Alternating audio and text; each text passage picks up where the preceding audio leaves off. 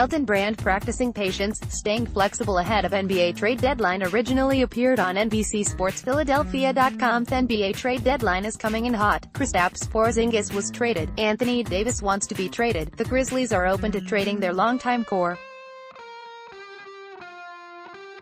Then there are the Sixers, who we've barely heard a peep from since they made the boldest move of the NBA season in acquiring Jimmy Butler back on November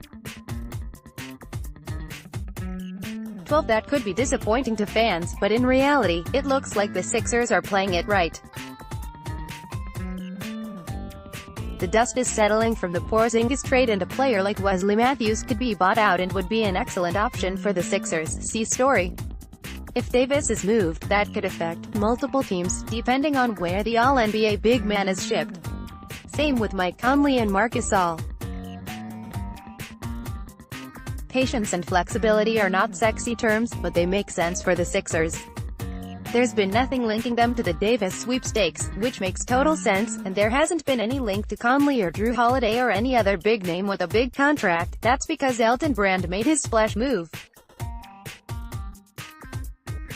The first-year GM made the organization's biggest trade since Moses Malone. There's no doubt Butler has made this team better and more playoff-ready against the East's elite. It's also clear that Butler and company need a little more help. See story, but don't be surprised when it's someone like the Pistons' Reggie Bullock or the Hawks' Dwayne Dedmon as opposed to Holiday or Davis. You may be disappointed to read that, but you shouldn't be. The Sixers have star power. It's depth that will get them on par with the Bucks, Raptors and Celtics. It's understandable, then, to wonder why then they haven't retained Corey Brewer. While Brewer became a cult hero for his efforts against James Harden, the Sixers have not resigned him after his second 10-day deal expired. They're essentially valuing an empty roster spot ahead of the deadline over retaining Brewer. There's a chance no team signs Brewer ahead of the deadline, preferring the same flexibility.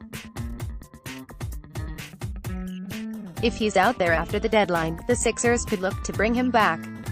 Surely Brand placed calls on the bigger fish. That's more than likely just due diligence, but things can change quickly, as they did with Butler.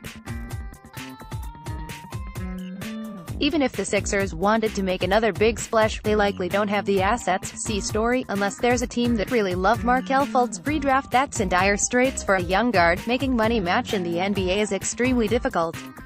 The Sixers' best contract to move would be Wilson Chandler's expiring deal for a little under $13 million.